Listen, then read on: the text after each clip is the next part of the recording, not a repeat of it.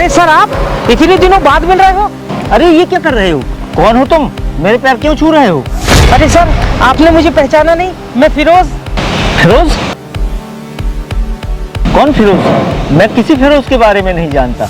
अरे सर, मैं आपका स्टूडेंट फिरोज, जिसे आपने कॉलेज टाइम पे कोचिंग पढ़ाई थी। अच्छा, तो तुम वो फिरोज हो। अब मुझे याद आया। फिरोज, बहुत दिनों के बाद मिले हो ना, इसलिए मैं तुम्हें पहचान नहीं पाया। और तुमने ये दाढ़ी वगैरह भी रख ली। और सुनाओ, कैसे हो? मैं तो बहुत बढ़िया हूँ सर, लेकिन सर आप ये सिक्योरिटी गार्ड की ड्रेस में, सर आपके पास तो सब कुछ था, किसी चीज की कोई कमी नहीं थी, फिर आपको ये सिक्योरिटी गार्ड की नौकरी क्यों करनी पड़ रही है? अरे सर, अपने बच्चों को पालने के लिए कुछ ना कुछ तो करेगा ना वो। मैंने तुमसे बोला ना चुप हो जाओ, एक बार में तुमको समझ में नहीं आता। अरे सर, आप इतने बड़े आदमी हो, इतनी बड़ी फैक्ट्री के मालिक हो, और फिर भी आप इस मामूली सी चौकीदार के पैर छू रहे हो। सर, ये आपको शोभा नहीं देता। चाहे मैं कितना बड़ा भी आदमी बन गया हूँ, लेकिन मैं सर को नहीं भूल सकता, क्योंकि मैं आज जो कुछ भी हूँ ना, सर की ही वजह से हूँ। अरे सर, इस मामूली सी चौकीदार ने ऐसा क्या कर दिया जो इसकी आप तारीफ किए जा रहे हो? सुनना चाहते हो ना, तो सुनो फिर।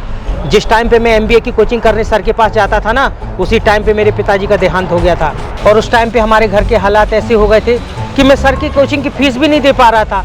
कॉलेज की फीस की तो फिर छोड़ ही दो। और फिर सर को मैंने अपनी प्रॉब्लम बताई। सर ने मेरी परेशानी को समझा और मुझे फ्री ट्यूशन पढ़ाई। उस टाइम पे अगर सर मेरी मदद नहीं करते ना, तो मेरी पढ़ाई बीच में ही छूट जाती। अच्छा, तो यही है वो सर जिन्होंने आपको फ्री कोचिंग पढ़ाई थी। मुझे नहीं पता था सर आपके बारे में ये सब, वरना मैं आपको ये सब नहीं कहता। Sorry sir. सर, मुझे नहीं पता था कि आप इतने अच्छे इंसान हैं। सर के बुरे वक्त में आपने इन्हें फ्री कोचिंग पढ़ाई। इसीलिए मैं तुमसे कह रहा था कि किसी को बिना जाने उसके बारे में कुछ गलत नहीं बोलना चाहिए। और सर, आपने मुझे बताया नहीं कि आप सिक्योरिटी गार्ड की नौकरी क्यों कर रहे हैं? आपका तो अच्छा खासा कोचिंग सेंटर चलता था ना। यार फिरोज, अब क्या ही बताऊं मैं तुम्हें। मेरा अच्छा खासा कोचिंग सेंटर चलता था, लेकिन एक दिन मेरी वाइफ को पता नहीं कौन सी बीमारी हो गई, जिसके चलते मुझे उसे हॉस्पिटल में भर्ती कराना पड़ा। उसकी दवाई देने के लिए मुझे रोज़ हॉस्पिटल जाना पड़ता था, जिसकी वजह से मुझे कोचिंग की छुट्टी भी करनी पड़ती थी। बच्चों ने धीरे धीरे कोचिंग आना ही बंद कर दिया, जिसकी वजह से मेरा कोचिंग सेंटर भी बंद हो गया। और मेरे ऐसे हालात हो गए कि मैं अपनी वाइफ की दवाई भी नहीं ले पा रहा था, जिसकी वजह से मेरी वाइफ की डेथ हो गई। बस वक्त और हालात की वजह से एक एमबीए टीचर को सिक्योरिटी गार्ड की नौकरी करनी पड़ रही है।